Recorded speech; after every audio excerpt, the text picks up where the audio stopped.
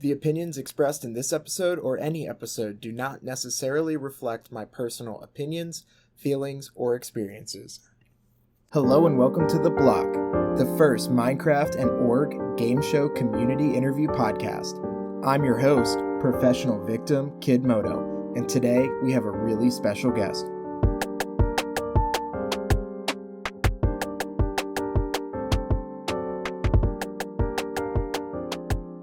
Today's guest is another rising star and player and content creator within the Minecraft games community. Banjo is most commonly known for his antics on Chris's Minecraft Survivor series. However, he's even hosted his own recorded shortly after. More recently, you might see Banjo opening up a softer side with more public commentary on his time in the community and the evolution of both his game on the island and his brand within the community. So without further ado, Banjo, thank you so much for coming on the show. Thank you for having me. I've always loved these sort of types of things, and I'm glad that you're doing something that really, lets the people in the community talk about, sort of their experiences. Yeah, I appreciate that a lot. You were one of the first people that reached out to me when I started this program, and yeah, I appreciate all the support, and you are quite the character. So I knew I wanted to talk to you right away.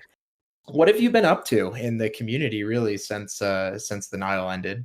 Since the Nile, well, as you mentioned, I hosted my own recorded season. The season itself went well. The editing part afterwards was sort of what went down the drain because I was in the process of switching between computers, and my work also started ramping up, and school as well exists. So having to balance sort of all those things and still trying to find time to edit was a challenge. So I've sort of just made the results a bit more public about what happened. I'm planning on doing a recap video whenever I can. I still need to find the time for that. But yeah, I've been hosting, like, I took a big break from hosting after that, so it was like almost a break in the community. Came back.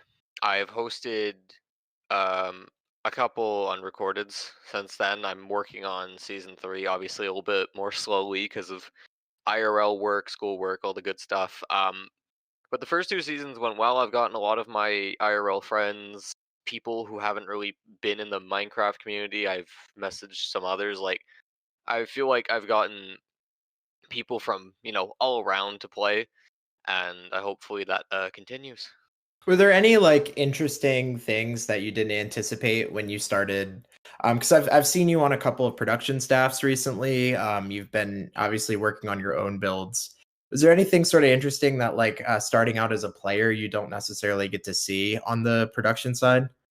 Well, yeah, honestly, I feel like the time that people actually take to build is a lot of the things that, like, if you don't host, you don't technically see how long it takes, because I know, like, obviously a lot of seasons they put like a lot of effort into them, and the building does take a while for me.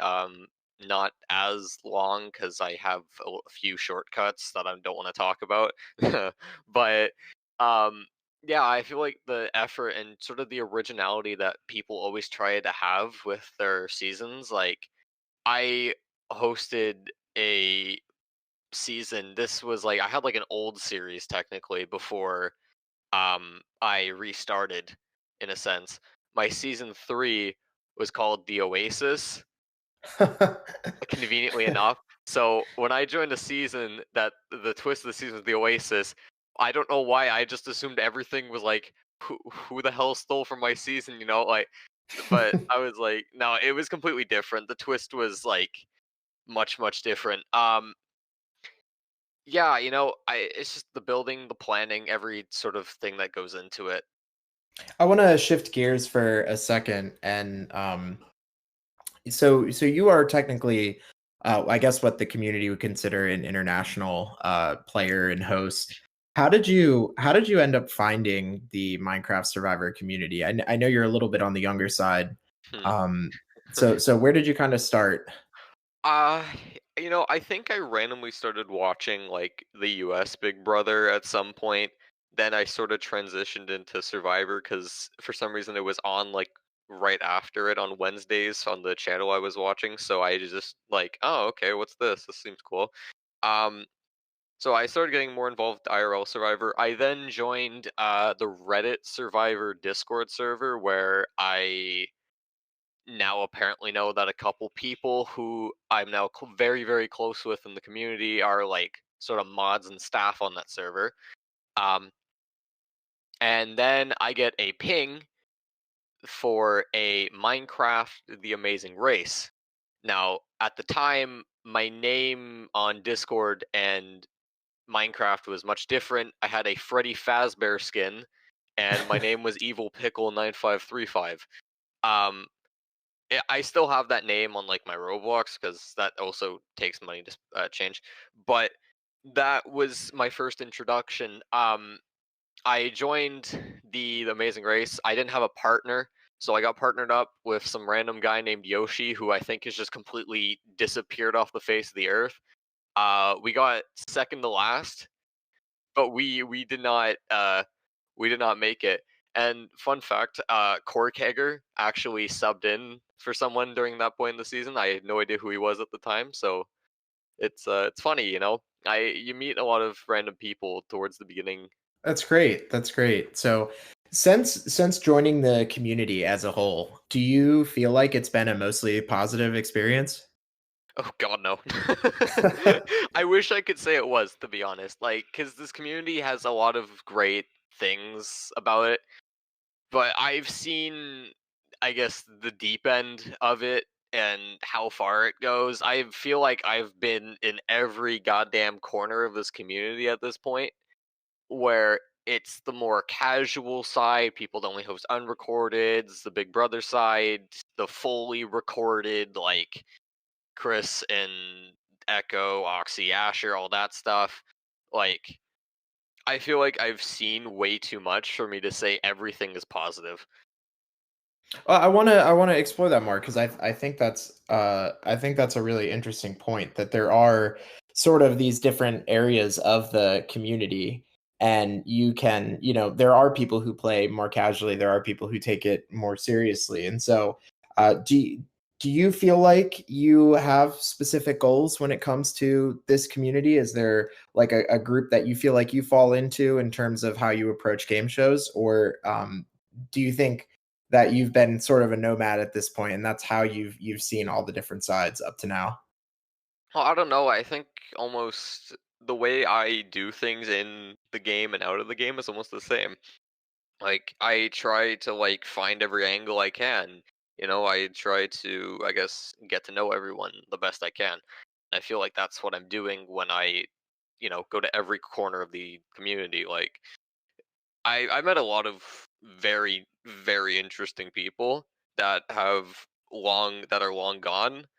And that like those people gave me like a good few months, like I'd say maybe 5 months of, excitement throughout the community, because that person was like the very, very head point of a lot of the things that happened on the casual side, like it's it's interesting to say the least. And I still know a lot of those people from the beginning. I still keep in touch with them. I've also met obviously newer people from my newer experiences, and a lot of the people that I have met, like in total, I feel like I've gotten, to have at least one personal conversation with, one decent human conversation with. And is that what it's about? Is meeting people and having sort of a real conversation? And I mean, also to that point, do you think that in a community that's centered around drama and online reality shows, is it tough to find those experiences? Is that what makes it so rewarding? Honestly, yeah, like if you can obviously find a good group of people to sort of come out of this community, you found something rare, I'll tell you that. Because a lot of people, they come into this like community, come into game shows with friend groups. It's been a big talking point throughout any casual thing, is oh, you guys teamed up because you're friends, you know, and it's just how casual games sort of work. It's also been brought up that certain hosts cast because they're friends, and that I don't necessarily think is 100% true. I think there is a little bit of bias, I'd say, because obviously you know the person a lot more, and you're a lot more comfortable casting them, or you're a lot more comfortable working with them, which is easier than having to actually play the game. And for example, where you actually have to make a bond, get to know someone. So that's why I really appreciate the full casting process where people like, oh, not like a background check, but like it's it's more of just making sure that person won't have any like grudges or I guess allegiances coming into the game. Yeah, so reputation plays a role, is what you're getting at for the most part, right? Like we have a brand, we have a reputation in this community, and you feel like that plays a pretty big role in other people's, even hosts' perception of you.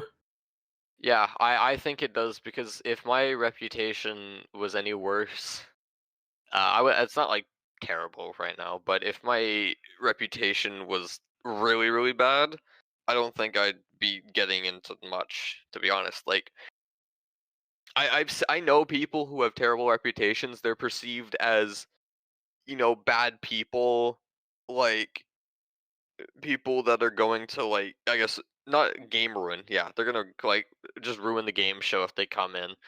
So those sorts of people, they have to result to, I guess, either leaving, alting, or just trying to host themselves, or even like just trying to keep pushing for their own accord to get in.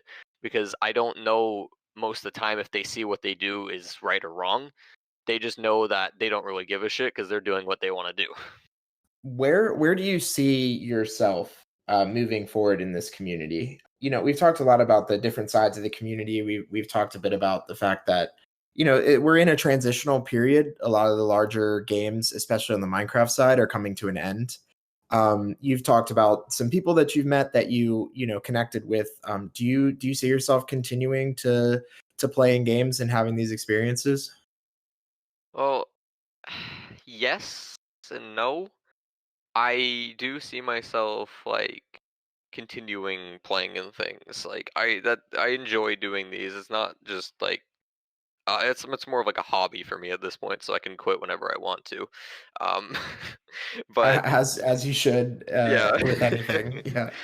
exactly. But even with that as well, I don't even know like what else there is for me to do because sure, every season's a new one, but a lot of casual seasons get repetitive, and if new people don't come in to sort of refresh everything, make everything new and exciting, then it feels like you're playing the same Survivor season over and over, just with a different outcome. But most of the time, for me, I'm always on a losing outcome. That's why there's like very few things that I want to play in because I don't have any like faith in myself that I can actually like do well, considering the people that are casted around me. Do you think that mostly has to do with like we said before, like people's perceptions and your reputation in the community, or is that just like once you play a larger game like Chris's or Kyle's, you're sort of pigeonholed into the role that you played on that season? I don't know. I mean, even with like the Nile fame that I supposedly got, I think it maybe lasted for like a month after, and then I was just back to being my normal self because you don't really get much out of it unless you get to the quote unquote bigger side of the community. Like obviously we all saw what happened in the Nile. It wasn't pretty for me. Um, I I don't really understand why I was voted out at that point. I do sort of now. I was more of a wild card. I wasn't aligned to anyone's side. So you wanted, I guess, have the more set sides going into whatever future there was, because obviously they had no idea where I stood. So I think everyone was just like, "Yep, sure, get rid of him. We can continue this war later." Um, so that was the one reason. So I tried to go into the next game show I played feeling a lot more positive, a lot more charismatic, I guess. but then that's what then got me voted out. Basically the same position, same timeline. Like it was that like early merge, like go screw yourself type of thing. Um, and that wasn't even recorded. That wasn't unrecorded. Like so at that point, I was like, well, shit. I've tried both ends of this. Like, what am I trying to do here? So I think what I've sort of been doing since then, a lot of the time, has just been me just sitting and relaxing for once. Like you all saw in Nile, I was screaming. I was like ear raping the mic. Like I, I think I've evolved from that in a sense. I'm no longer the screamy, yelly person. I just want to. I don't want to be known for that. I'd rather be known for, you know, doing something that hasn't been done before, because I feel like I was one of the first like casual community people to make it into that sort of thing. So being known for screamy yelly isn't exactly the best representation for that side of the community. Even with everything that's happened, I want to separate myself almost from the Nile, just because it was such like a bad portrayal of me. I'd rather make a name for myself elsewhere, which is sort of why I do what I do in the casual side of things. Like I host, I play, I try to get to know everyone, because the big things I usually crumble and fall. If you could go back to that time when you joined the Big Brother Discord and you ran into a couple community faces who were moderators there, what advice would you give your younger self now, looking back, knowing what you know with the growth and the maturity that you've shown? What would you tell yourself back in the day, to maybe make the experience even better for you?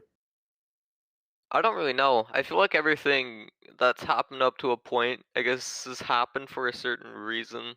But if I'm gonna go back and tell it anything, it's just be yourself, honestly, because I feel like folding under pressure of others is something I did in the very early stages of the community. I tried to be someone I wasn't, and I think that's ultimately what led me to the whole derp saga.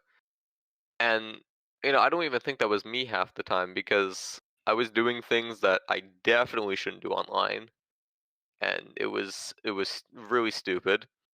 And I've evolved from that very much so, because I've almost separated myself from any incident that happened from it, which there wasn't much, but still, I'd probably just tell them to just sort of like follow, I guess, what seems right, be yourself, and make sure to read Arabic next time. Banjo, thank you so much for coming on the show. If in the future you ever have another show that you're hosting or something to promote, please feel free to reach out. You always have a friend in me and in this show. So Yeah, no problem, man. I really appreciate the story sharing aspect of this, because a lot of people have their own experiences, and I feel like getting to know everyone's experience is a really good way to get to know them better.